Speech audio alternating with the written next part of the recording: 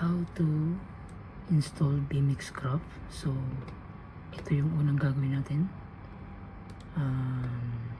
Extract, click lang natin tong extract to get into PC. Ang password natin is 123.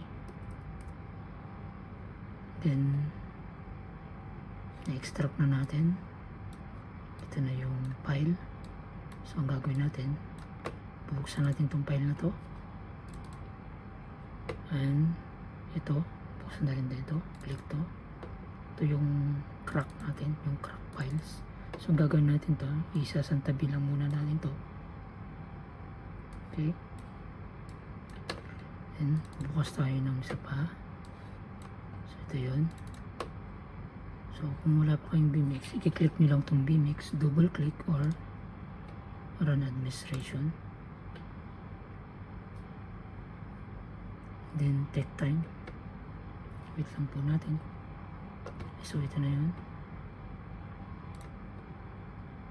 Ayan, tayo nyo lang, medyo may katagalan.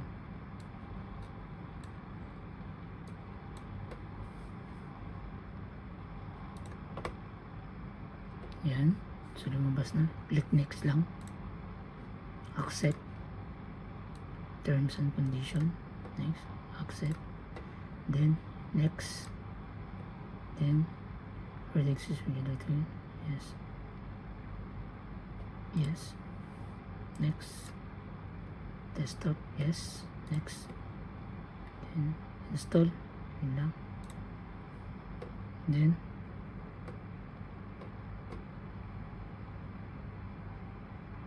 next.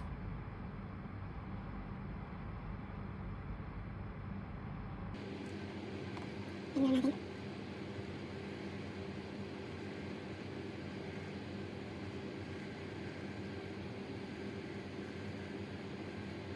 So wait mo lang, installin ko siya. Yan. So okay na siya. Finish. Magla-launch yan pagka finish mo siya. Pag wala ka namang lossless codec, pwede namang i-install yan, lagyan mo. Kung wala, pwede mo namang i-install Magic Using lossless codec. Click mo lang yan kung wala ka dito, tapos click mo na lang kung wala ka pa. Yan, finish. Yan, next. Accept.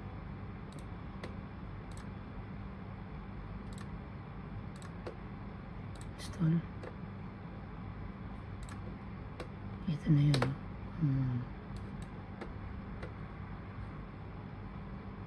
So ang gagawin natin, lalabas ganyan, registration. So huwag mo nang i-okay, ika-cancel mo na lang yan. Ang gagawin mo, ito yung magic, ito yung crack, ito na yun, yung file na to. Gagawin mo dyan, highlights, copy, tapos ito, makikita mo itong file na to, ito, yan, right click mo yan, open file location, tapos ito na,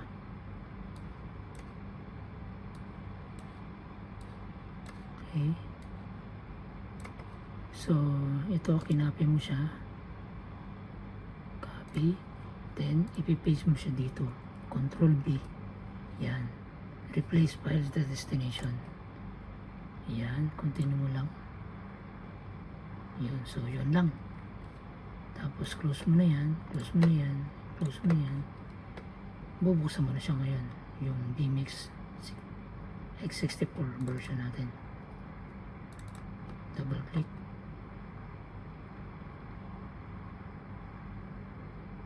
yan, run, ito na, lumabas na.